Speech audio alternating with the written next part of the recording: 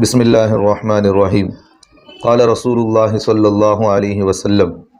من کذب علی متعمدا فلیتبوأ مقعدہ من النار او کما قال علیہ الصلاۃ والسلام۔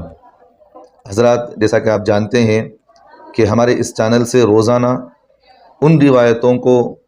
ان باتوں کو جو ہمارے مسلمانوں کی زبان پر جسے حدیث کہہ کر بیان کیا جاتا ہے، حالانکہ تحقیق سے معلوم ہوتا ہے کہ وہ حدیث نہیں رہتی بلکہ موضوع و من دھڑک باتیں ہوتی ہیں، جس کو اللہ کے رسول صلی اللہ علیہ وسلم کی طرف منسوب کر دیا جاتا ہے۔ یعنی تو وہ کسی بزرگ کا قول رہتا ہے یا جس کتاب سے وہ پڑھا ہوا رہتا ہے وہ کتاب غیر معتبر رہتی ہے، اور اگر معتبر بھی ہوں تو ان روایتوں کے اندر بغیر تحقیق کے، بغیر کسی ثبوت کے، بغیر کسی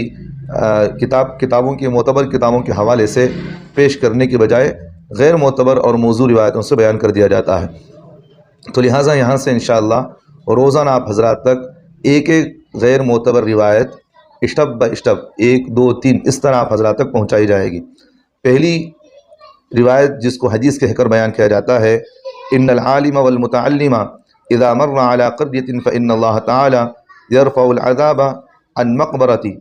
تلك القرية 40 يوما۔ یعنی جب استاد اور طالب علم